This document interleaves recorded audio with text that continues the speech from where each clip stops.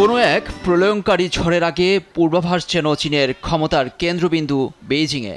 আড়ালে ঠিক কী ঘটছে তা নিয়ে বিশ্বজুড়ে এখন জল্পনার তুঙ্গে। জেনারেল ঝাং ইউশিয়া, যিনি কেবল কেন্দ্রীয় সামরিক কমিশনের ভাইস চেয়ারম্যানই ছিলেন না, ছিলেন খোদ প্রেসিডেন্টের পর দ্বিতীয় সর্বোচ্চ প্রভাবশালী ব্যক্তি। গুরুতর শৃঙ্খলা ভঙ্গের অভিযোগে তাকে রাতারাতি পদচ্যুত করেছে প্রশাসন।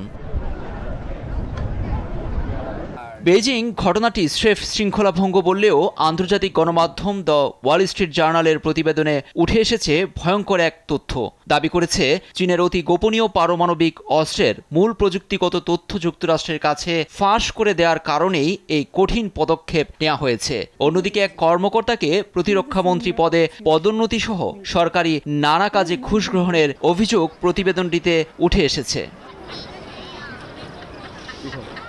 রাজনৈতিক পর্যবেক্ষকরা বলছেন এটি কেবল দুর্নীতি নয়, বরং বেইজিংয়ের নতুন কোনো ক্ষমতা দখলের লড়াইয়ের আভাস। একদিকে ক্ষমতার অপব্যবহার আর সামরিক ক্রয়ে দুর্নীতির অভিযোগ, অন্যদিকে অতি গোপনীয় তথ্য চুরির মতো চাঞ্চল্যকর তথ্য। অভিযানটি কেবল ঝাং ইউশিয়াতেই সীমাবদ্ধ নয়। 2023 সাল থেকে এ পর্যন্ত চীনের অন্তত 50 জন উচ্চপদস্থ সামরিক কর্মকর্তাকে অপসারণ বা তদন্তের আওতায় আনা হয়েছে।